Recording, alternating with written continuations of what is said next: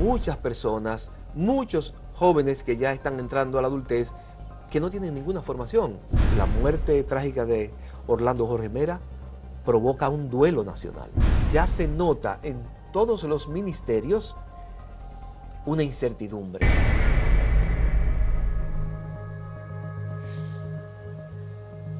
Muchas gracias por acompañarnos. Hemos seguido reflexionando sobre el tema de la salud mental, sobre el tema del estado de violencia en República Dominicana. Ya hemos tenido meses de debate y de discusión sobre hechos violentos que nos conmocionan y que nos afectan. Algunos incluso importados, porque esas matanzas colectivas en Estados Unidos también generan efecto en la sociedad dominicana.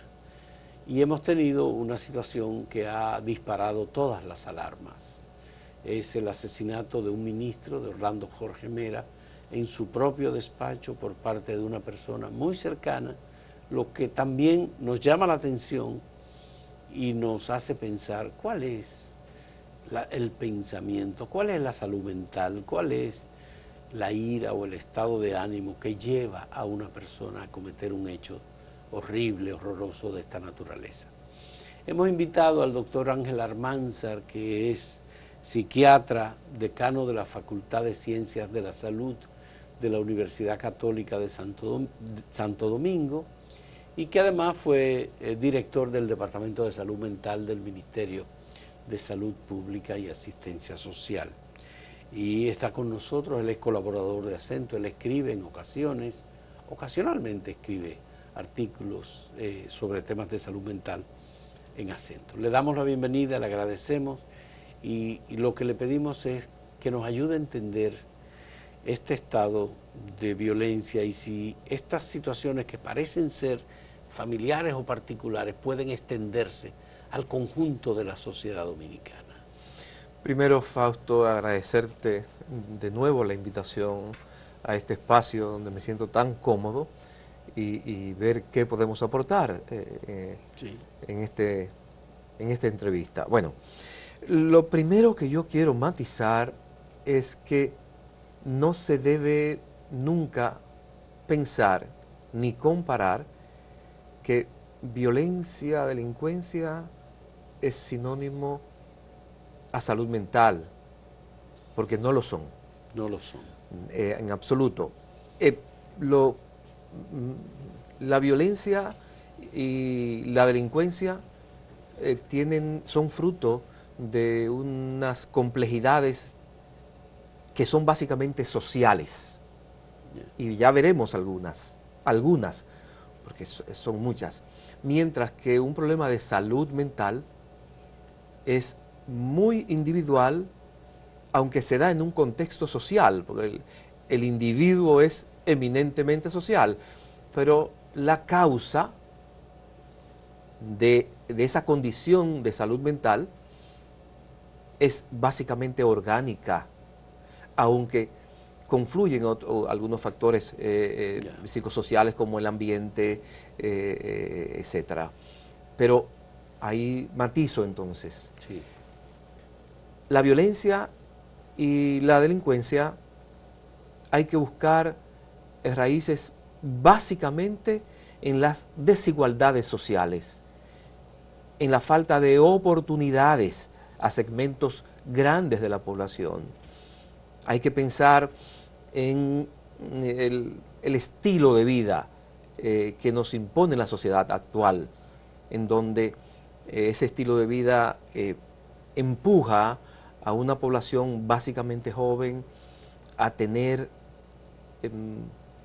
elementos para su vida cotidiana que muchas veces no son de fácil acceso. Y ese deseo entonces los lleva a delinquir, a ser violentos. Hay que buscar la génesis también. Decimos que es complejo el problema de la violencia y delincuencia, hay que buscar la génesis, bueno, en esto que desde hace algunas décadas viene en aumento, el narcotráfico, con el microtráfico como una expresión de que mucho de lo que vivimos en la sociedad ajena a los barrios marginales no nos damos cuenta, pero que es todo un micromundo de una violencia extrema por un pedazo del territorio y en donde permea a todo aquel que va creciendo en ese mismo entorno. Lo que tú dices me trae a la mente lo dicho por el presidente Luis Abinader recientemente. Él explicaba que hay un aumento de la violencia porque el gobierno ha dado golpes muy duros al narcotráfico y que como el narcotráfico se ha visto acorralado, dice el presidente, entonces la respuesta que ha dado es transmitir al microtráfico y enardecerlo con una ola de violencia que ya se expresa en el conjunto de la sociedad. ¿Tú qué piensas? Yo no quiero negar que pudiera haber algo de cierto en lo que plantea el presidente, en absoluto, pero hay otros elementos que hablemos de ese elemento básico de las desigualdades sociales y lo que implica sociológicamente esto. ¿Verdad? Es decir, la pobreza es un factor que genera violencia por la desigualdad. Sí, pero no la pobreza en sí. Vemos poblaciones enteras muy pobres en donde no hay prácticamente violencia ni delincuencia. Entonces, son las desigualdades sociales hay que verlas desde el punto de vista de la sociología. Lo que crea una frustración, una rabia, unos deseos de tener lo que los otros tienen y yo no los puedo alcanzar. Pero ahí hay algo, hay un factor que es el de la ostentación. El que es rico, el que tiene, el que se expone y muestra todo lo que tiene para enorgullecerse, es un factor de enardecimiento de los que no tienen nada.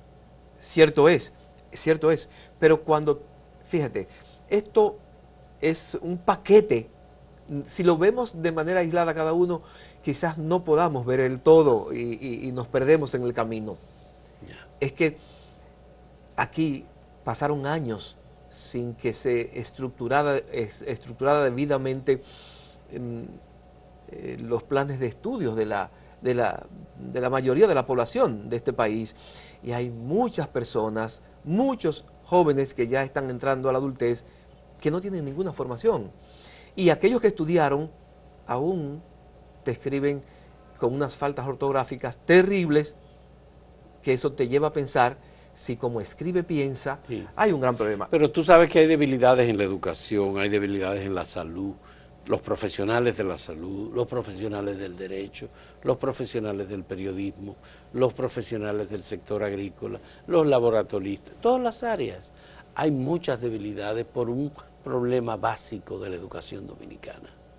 Ya. Yo hablo del paquete. Tú hablas del paquete. Y me falta todavía. Sí. Si sumamos todo esto que he planteado y añadimos esto, cuando la gobernanza también falla con relación a la seguridad, porque lo que la gobernanza nos está ofertando para nuestra seguridad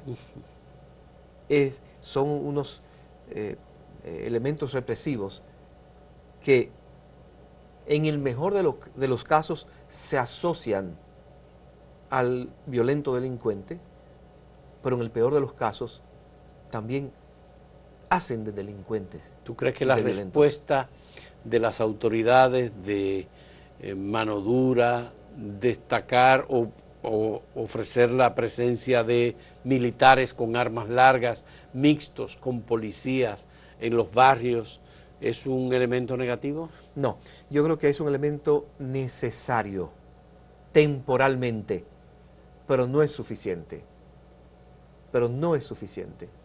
Además de que se hace imposible mantener en el tiempo este aparataje mixto con tanquetas y con helicópteros y con drones. Eso está bien. Está bien, ¿tú crees que es posible? Sí, está bien temporalmente, pero esto no va al meollo del problema. Y mientras no se les busquen las raíces al problema y se trabajen los elementos que conforman esa génesis de la violencia-delincuencia, bueno, cada cierto tiempo veremos a patrullajes mixtos haciendo unos aparatajes tremendos. Porque eso se repite. Sí. Cada cierto tiempo es como cíclico. Los militares tienen que salir a acompañar a los policías en la seguridad ciudadana, aunque ese no es su rol.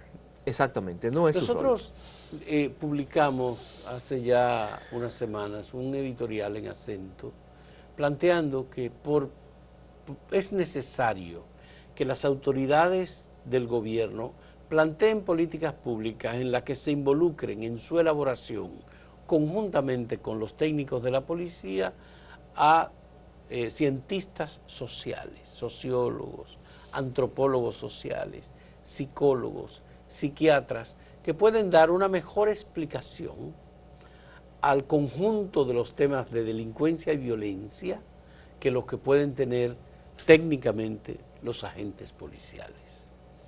¿Tú qué piensas? Que sí. Siento a veces que los gobiernos, no es exclusivo de este gobierno, dan unas respuestas del momento a la situación, porque algo hay que hacer, pero no hay un plan, no existe un plan en donde se vaya en su conjunto ese plan a intentar mitigar, disminuir la violencia y la delincuencia en el país. Mientras tengamos hordas de jóvenes que no tienen nada que hacer, pero que tienen aspiraciones personales de vida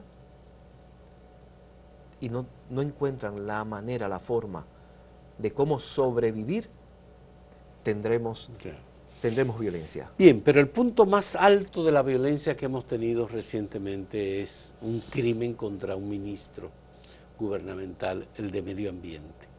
Un ministerio que tiene influencia y presencia en todo el territorio nacional, que cuida y protege los ríos, que cuida y protege las montañas, las cuencas hidrográficas, que protege las costas marinas para el disfrute de los dominicanos y de los turistas, que tiene que ver incluso hasta con la producción que es de agricultura, de alimentos, etcétera, pero que protege la riqueza. Decía el doctor Héctor Rodríguez Cruz en una entrevista con él que el Ministerio de Medio Ambiente tiene más recursos porque es más importante que todo lo que maneja el Banco Central, y lo asesinan. Ese no es un elemento, digamos, que refleja un punto ya explosivo, no final, pero alarmante. Que sí, pero hay una terrible paradoja. Hay una paradoja en esa muerte.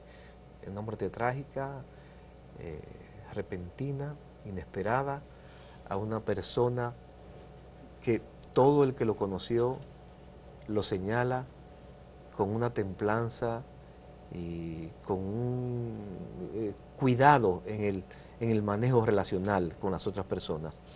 Pero ¿dónde está la paradoja? A Orlando Jorge Mera lo matan, lo asesinan en mitad de una gran ola de violencia, de delincuencia, que era, y la respuesta social era lo que más se parecía a el increyendo de una crispación social, vista desde el punto de vista sociológico también. Esa crispación social siempre es peligrosa, porque puede detonar, y no se sabe el curso de la detonación de una crispación social. Ustedes los sociólogos manejan más estos temas, pero lo que se veía era de que se le estaba yendo de las manos al gobierno todo el tema de la violencia, de la delincuencia, y había que hacer algo como respuesta transitoria, momentánea, pero que se viera que el gobierno estaba haciendo algo. Y ahí vienen los militares con los policías a las calles y ocurre esto. pero este hecho lamentable, terrible, que nos ha colocado en la mira de todos los noticieros del mundo, de manera negativa, sí, para el país. Sin embargo, se da un fenómeno social increíblemente hermoso desde mi punto de vista. La muerte trágica de Orlando Jorge Mera provoca un duelo nacional. Y en todos los hogares dominicanos, de una u otra manera, se ha hablado de esta muerte, y se ha hablado de esta muerte con pena, con dolor. Y con llanto en algunos casos. Y con estupefacción. Sí. Entonces, esto de pronto, de estar en una crispación social, nos enfrentamos a una congoja que nos llega a todos y nos une a todos en el dolor. Bien, entonces esto baja la crispación social momentáneamente, transitoriamente. Esa es una paradoja. Bien. Baja la crispación, pero ¿pueden las autoridades aprovechar esta baja de la crispación para aplicar algún tipo de política que conduzca más a un consenso y a una situación, digamos, de menos violencia? El problema, ahí entra el problema político. El problema político expresado en que se vive una situación mundial gravosa en lo económico, y todos los indicadores que llegan es que no va a haber mejoría de la economía mundial, y por lo tanto hay un problema serio en el país con relación a la canasta básica, con relación a que el dinero, por las políticas restrictivas mismas de la política monetaria, el dinero se hace más escaso. Ya, pero eso es un tema de políticas monetarias y eso eleva mucho como una manera de controlar la inflación.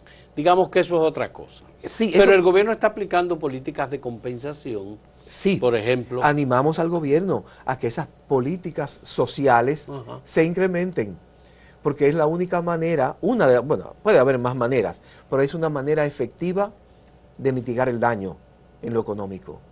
Para evitar una explosión social. Yo no quiero hablar todavía de explosión social.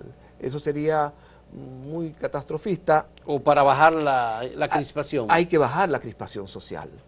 Y son los estrategas del gobierno lo que deben buscar, tener la varita mágica en los análisis que hagan. Ellos tienen muchos más datos que tú y que yo, pero sí vemos que pasado este periodo de duelo, uno no sabe siquiera, el mejor especialista en duelo no sabe qué tiempo tarda alguien en pasar ese periodo de duelo. Claro, obviamente el periodo de duelo va a ser más intenso y mayor en la familia, está siendo intenso en el Ministerio de Medio Ambiente. Por supuesto. Permea, y de turismo, que ahí permea turismo, también, sí. Pero ya se nota en todos los ministerios una incertidumbre. Sí. Entonces, eso hay que trabajarlo también. Bueno, porque los funcionarios, los ministros, los que tienen responsabilidad en tomar decisiones de autorizaciones, permisos, negaciones, políticas públicas, deben saber que cada una de esas decisiones generan reacciones y que esas reacciones los exponen. Como en el caso de Orlando, que nunca pensó, jamás pensó que podía ser agredido por alguien tan cercano a él, amigo de infancia, compañero de estudio, una persona que el propio Orlando, cuando le estaban diciendo, mire, vamos a buscar la seguridad, él dice, no, ¿para qué seguridad? Si Miguel es hermano mío, amigo mío. Entonces, obviamente que esto, de manera particular, como tú dices, tanto en la familia, también en el gobierno, porque quiero decirlo, yo creo que hay un tema de, Orlando era un hombre del Partido Revolucionario Moderno, su representante en la Junta Central Electoral, es decir, hijo de un expresidente de la República. Entonces, en el Ministerio de Medio Ambiente, la gente que lo rodeaba, los que estaban con él, son todos personas que deben estar muy afectados. ¿Qué salida psicológica, psiquiátrica, ayuda, apoyo se le puede ofrecer? Lo primero es que al ministerio, sobre todo al Ministerio de Medio Ambiente, hay que ofertarle todas las ayudas de intervención en crisis que están pautadas en el Ministerio de Salud Pública, que están allá. Están sí, en el Ministerio de Salud. Sí, y tiene esas, y puedo plantear algunas de esas decisiones que se están tomando o que se deben tomar. ¿Qué se debía tomar? Bueno, primero tienen que ir especialistas del área a trabajar grupalmente a los colaboradores, a las colaboradoras del Ministerio de Medio Ambiente. Se le debe ofertar la misma línea de ayuda psicológica que quedó montada desde inicios de 2020 cuando llegó COVID-19. Hay una línea de ayuda de psicólogos y psiquiatras que están comprometidos para que por medio de un teléfono se pongan en contacto en el momento que lo consideren y hablen sobre el tema. Esto es sumamente efectivo y hay que señalarle a todos los colaboradores del Ministerio de Medio Ambiente dónde están los servicios personalizados de salud mental que tiene el Servicio Nacional de Salud. Pero algunos no podrán soportarlo de todos modos y tendrán que irse o no volverán. Ver ese edificio representa ya hay que ver, una imagen sangrienta. Hay que ver la cantidad y la calidad del daño, porque el daño es muy personalizado. ¿Y quiénes se van a afectar más? Obviamente los que trabajaban en el despacho del ministro. Directamente. Sí. A ese grupo hay que protegerle y brindarle mayor atención y calidad de la atención. Sí. ¿Verdad? Pero también hay otra incertidumbre en el Ministerio de Medio Ambiente. ¿Quién viene? Y eso se suma al duelo. ¿Qué será de mí? Eso se suma al duelo. Entonces, hay que dar esa asistencia psicológica temprana, que sea oportuna y que sea de calidad. Muy bien. Vamos a hacer una primera pausa en este diálogo con el doctor Ángel Almanzar, psiquiatra, decano de la Facultad de Ciencias de la Salud de la Universidad Católica Santo Domingo. En un momento retornamos.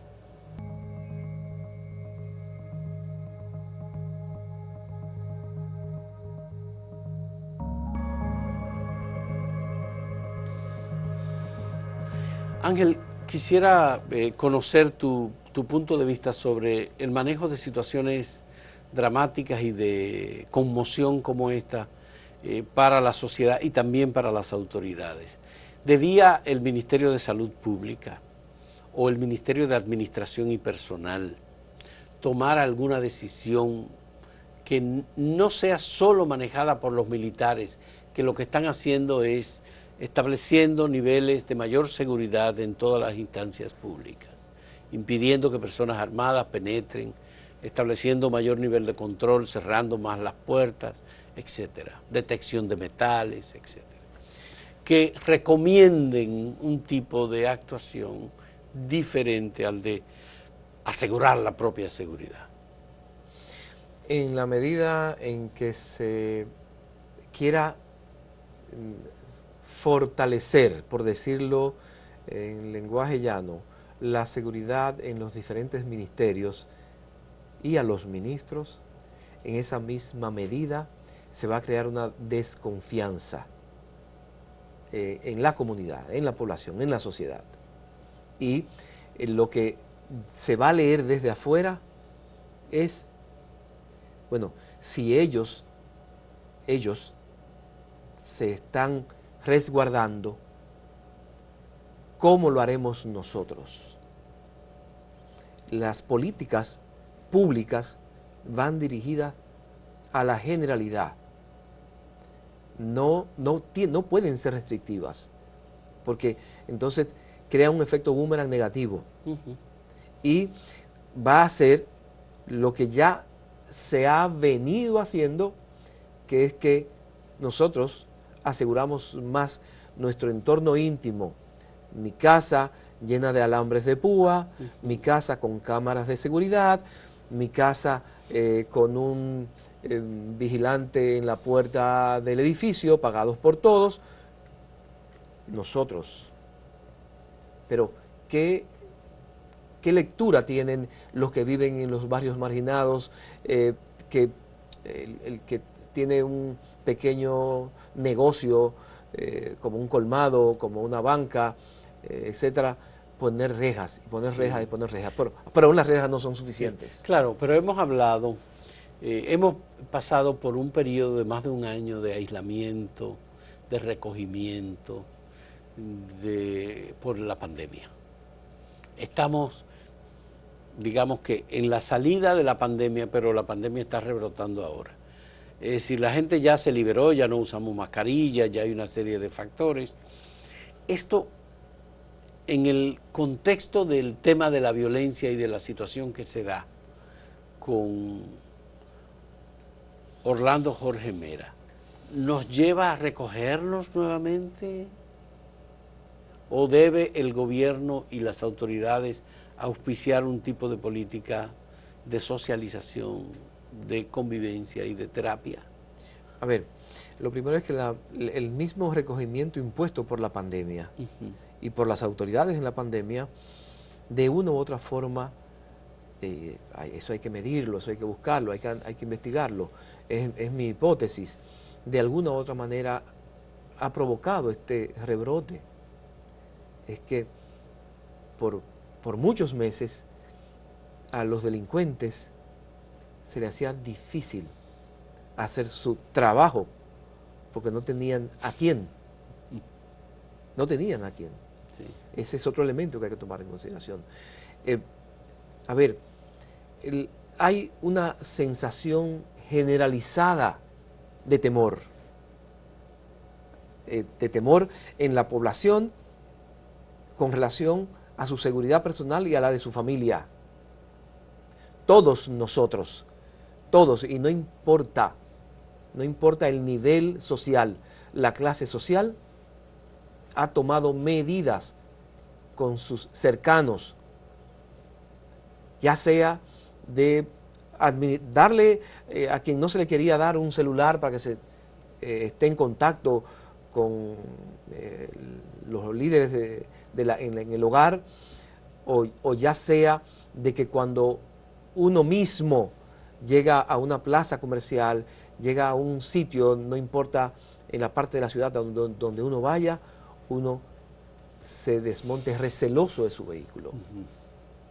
Sí, le corresponde al Estado dominicano promover la seguridad ciudadana. ¿Bajo qué mecanismos? Eso es lo que tenemos que discutir. Y tiene que ser en base a que a un grupo de expertos que vean los diferentes elementos que tienen que conformar una política pública de seguridad ciudadana. Yo creo que el Consejo Superior Policial, que integra el Ministerio de Interior y Policía con la Policía Nacional y con alguna otra instancia, debía estar asesorado por profesionales de la conducta. No solamente son los oficiales de policía los que tienen que determinar cómo hacerle frente a la delincuencia. Ese no es un problema. Ellos persiguen el hecho en sí.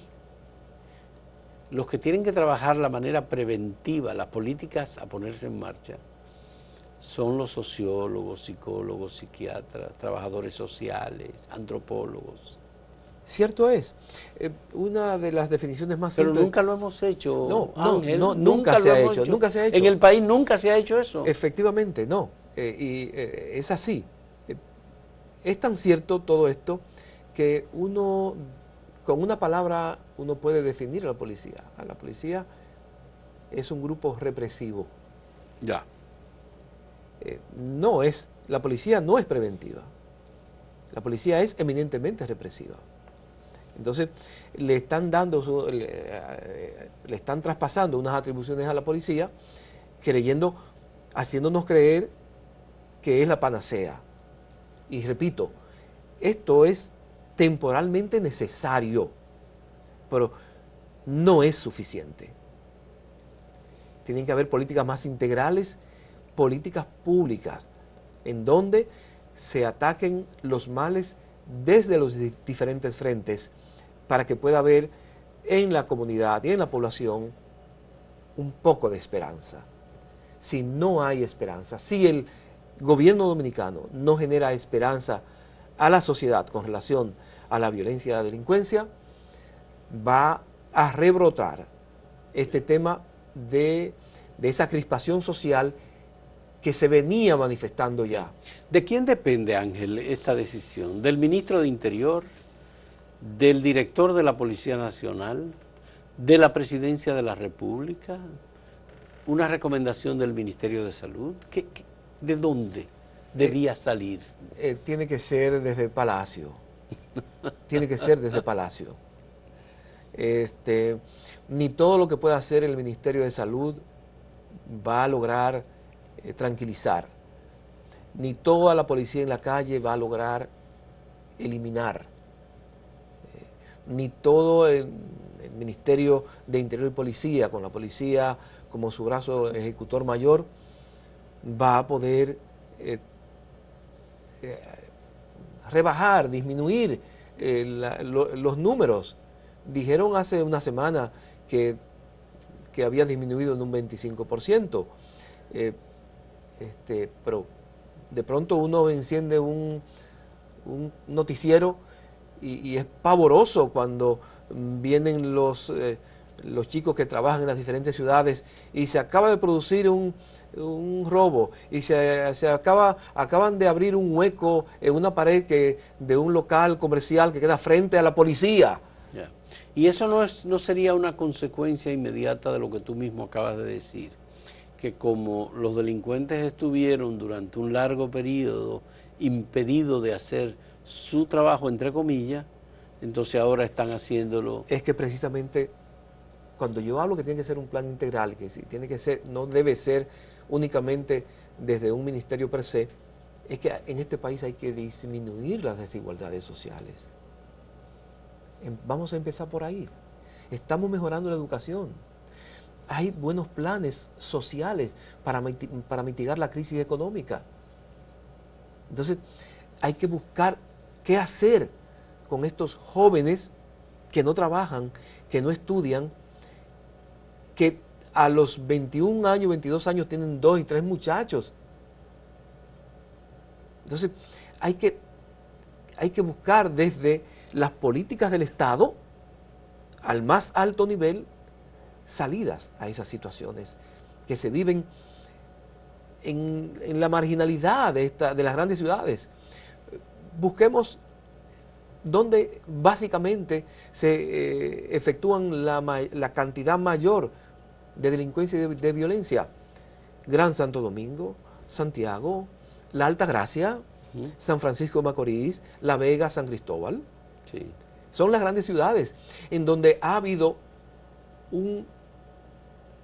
una población creciente cada año, y cuando vamos a provincias completas como Elías Piñas, San Juan de la Maguana, Pedernales, la misma Barahona, se están depletando. Vamos a ver el censo ahora y nos vamos a quedar pasmados cuando comparemos el censo de este año, el censo nacional me refiero, pero si buscamos las estimaciones solamente y comparamos lo que planteó el censo pasado hace 10 años con las estimaciones para este año, tú dices, pero San Juan de la Maguana se va a quedar vacío.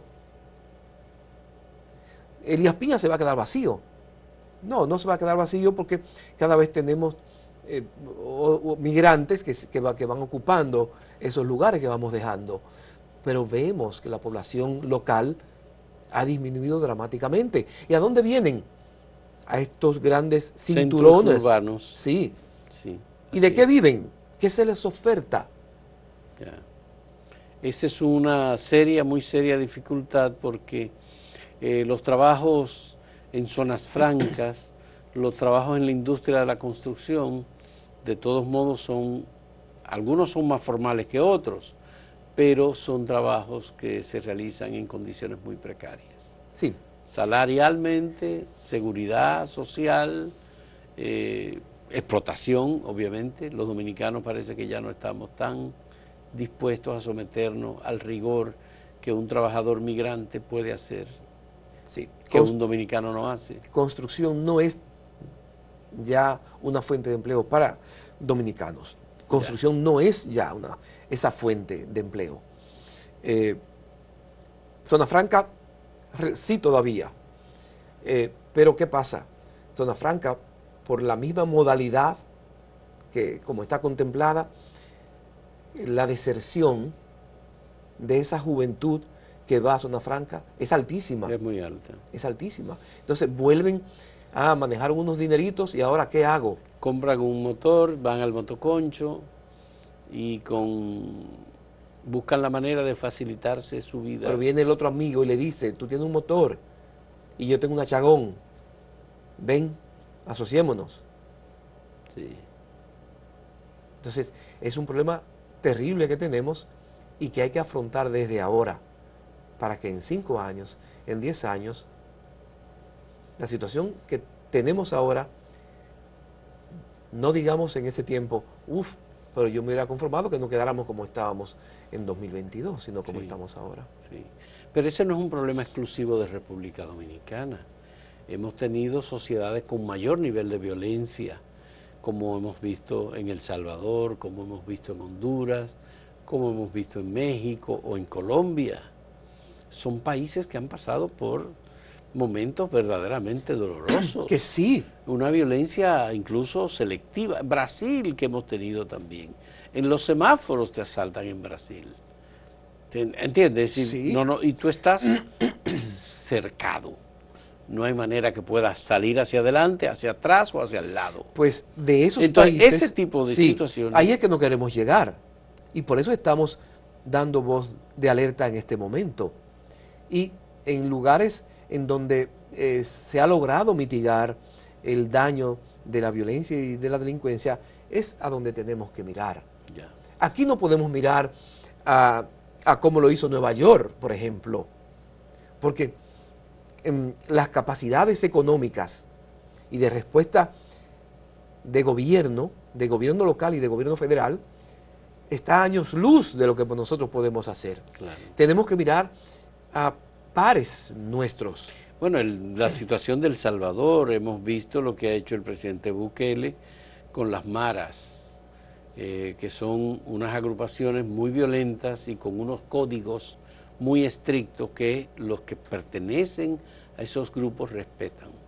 Pero el presidente salvadoreño ha aplicado una política de mano dura, de búsqueda de los miembros de esas agrupaciones, encarcelamiento, ningún derecho, aún en la cárcel, y de tortura, negación de alimentación y una serie de medidas que aparentemente le están dando lo que se dice desde el gobierno de El Salvador, que le está dando resultados. Bueno, ¿es posible eso? Violentando los derechos humanos, obviamente yo me voy a negar a cualquier medida. Si vivimos en un régimen democrático, tenemos que trabajar con lo que dicen las leyes y lo que dicen los convenios internacionales a los que nos hemos suscrito con relación al respeto a la dignidad, el respeto al derecho que tiene la persona. Ya. Y hay gente en el país que postula por eso. Es decir, que habla de aumentar en el Código Penal la cantidad de años de cárcel para determinados delitos, y hay gente que habla de poner militares y oficiales con mano dura para hacerle frente al habla de delincuencia. Mano dura significa salir a matar. Sí, es decir, aquí no hay pena de muerte. Sí, sabemos lo que significa mano dura. Pero cuando alguien dice mano dura, lo que está diciendo es salgan a matar. El famoso intercambio de disparos. Exactamente. Entonces no, a eso personalmente nosotros nos negamos. Tiene que ser todo lo que se haga bajo el imperio de la ley que nos hemos dado en la democracia.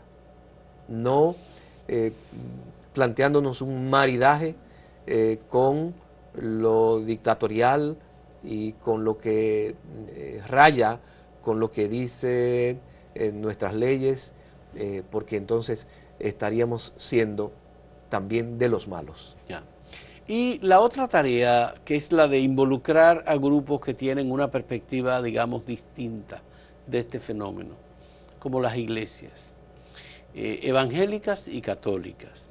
Por ejemplo, la dirección de la policía ha enviado circulares a sus agentes pidiéndoles que se involucren con las iglesias, que vayan y recen y que den informe además de, por lo que uno entiende que es nada más información de que han asistido a misa.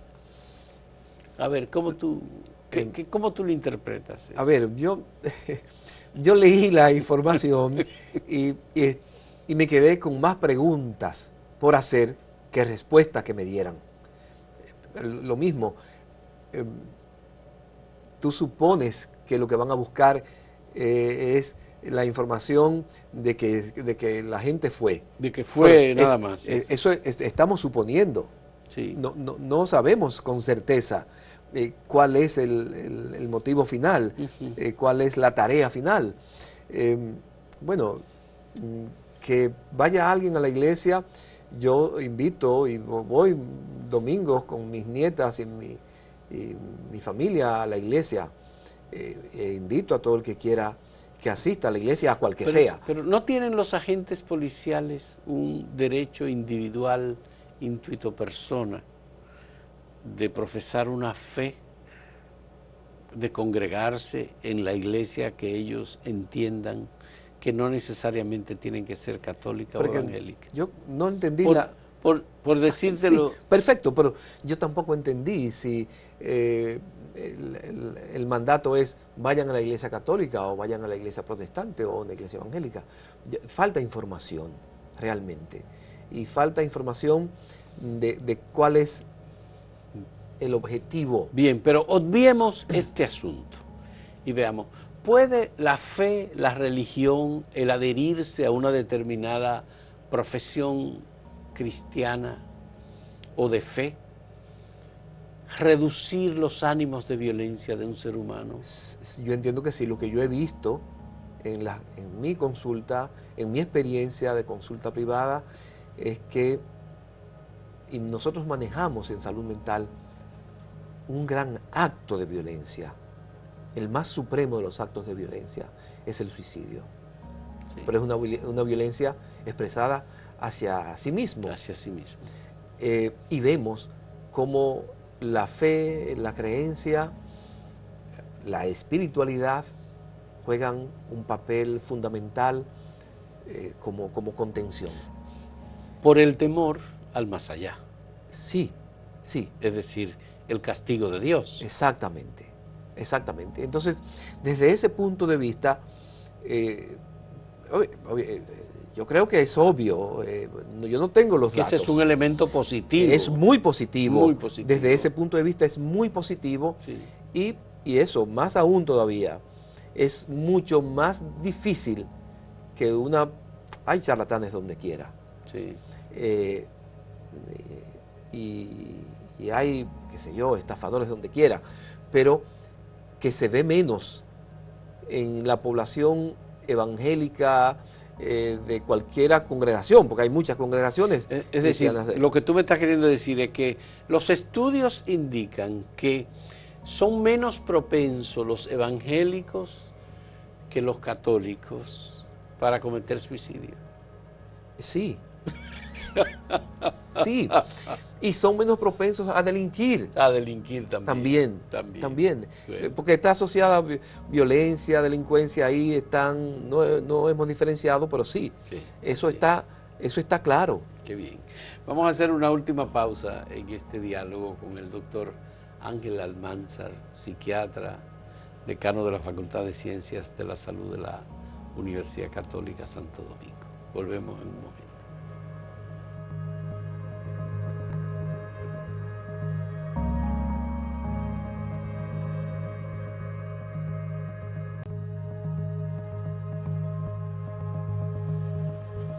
Ángel, me gustaría conocer tu punto de vista cuando situaciones como estas se repiten. Es decir, recordamos a Milton Peláez, que murió a manos de una persona cercana, pero vinculado con un tema de una deuda.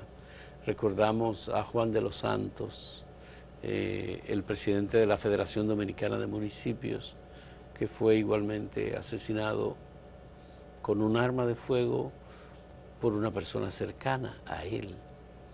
Estamos recordando igualmente a Orlando Jorge Mera, asesinado con un arma de fuego por una persona cercana a él. En situaciones como esta uno siente que la intimidad es lo que representa el peligro y esa creencia como que prospera, pero en realidad no es así. ¿Qué reflexión tú como psiquiatra puedes darnos sobre el tema de la cercanía del victimario? Se dice siempre, sobre todo cuando se ejerce violencia de tipo de abuso contra alguien, habitualmente contra un menor o una menor de edad, que hay que buscar en el entorno al que es a quien hace de abusador.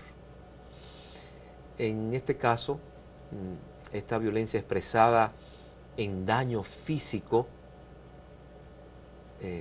consciente, como en estos ejemplos que tú has planteado, es difícil de descifrar. Porque ¿qué ocurre? Cada uno de nosotros tiene unas creencias. Y esa creencia se manifiesta hasta en lo más simple. ¿De qué color yo estoy vestido? Y ahí empiezan las diferencias. No, ese es un azul más intenso, ese es un azul más marino, ese es un azul navy, y empiezan los azules a aparecer.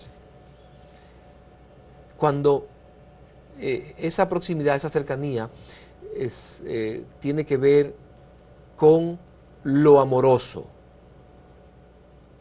o con lo económico, entonces empieza a trabajar lo que los que sabemos del cerebro decimos, empieza a trabajar el cerebro emocional, el cerebro primitivo, y se obnubila el cerebro racional, el cerebro del conocimiento, el cerebro lógico. Y cuando nos dejamos arropar por la necesidad imperiosa, inmediata, de que lo mío se resuelva, porque yo no voy a aceptar que tú me dejes, porque yo no voy a aceptar que tú te vayas con otro o con otra, o porque yo necesito resolver mi problema económico y tú tienes la posibilidad de hacerlo y no lo haces, porque tú no quieres, porque tú tienes el poder, porque tú tienes la fuente de los fondos. Entonces lo que empieza es a trabajar el cerebro en base a lo irracional, a lo ilógico, a lo que yo creo que yo merezco. Pero todo esto está trabajándose en la mente del otro, que el que está enfrente no lee. Y no quiere leerlo muchas veces porque el nivel de conocimiento que tiene el que está enfrente, aquel que se está tornando agresivo pensando de manera irracional, no tiene una pizarra en la frente donde yo pueda ir leyendo esos pensamientos. Sí. Es decir, el afecto, el conocimiento, la cercanía le impide ver que la detrás dimensión, o delante sí, tiene un gesto, una situación de violencia fulminante. Exacto. Lo que se recoge con relación a esta última muerte de Orlando Jorge Mera es que, y se ha recogido repetidas veces, él estaba tan seguro tenía la certeza y la confianza de que jamás, aun por lo exacerbado que tuviera Miguel el matador, Cruz, no iba nunca a atentar contra su vida, ni le iba a hacer daño físico mayor o menor. Y se recoge que el asistente sale cuando escucha lo acalorada de la discusión, y aún en ese momento este caballero Orlando Remera plantea, no, no, no, no, este es mi Sí, hermano, sí, este es mi hermano, no va a pasar nada. sí. Entonces, pero definitivamente todo indica que el Entonces el matador iba problema, determinado a matarlo. sí, es decir, el problema es una falla en la lectura de la víctima de la situación de violencia que está a punto de desatarse. Sí, y siempre, lamentablemente, la mayoría de las veces va a ser así. Eso lo vemos con las parejas. Un esposo abusador tiene un nivel de abuso y la mujer soporta y soporta y nunca cree que el esposo la va a llegar a asesinar, la va a llegar a matar, hasta que ya es muy tarde.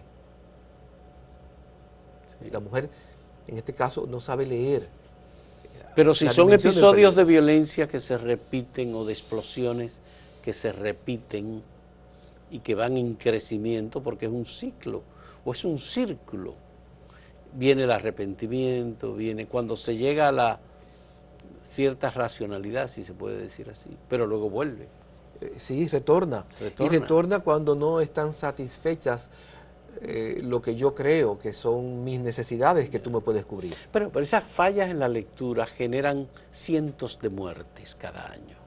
Sí, Porque obviamente tenemos unas estadísticas de mortalidad por violencia en situaciones como esta, particularmente de parejas. ¿Y por qué no educar entonces a las parejas en este sentido para detectar esos momentos? ¿Qué es lo que pasa? ¿O hay que ir siempre a un profesional para que una persona, una mujer, por ejemplo, o un ciudadano pueda conocer? Que Orlando Jorge Mera supiera que estaba frente a un potencial criminal, aunque era su amigo. Yo presumo, son elucubraciones, pero yo presumo que, dado que este caballero se dice que iba frecuentemente allá y estaba exigiendo, él había Que una... les resolvieran porque él aportó en la Sí, campaña. el clímax iba en ascenso. O sea, Y es posible que un externo a Orlando hiciera la lectura. No lo sabemos, pero habitualmente es así.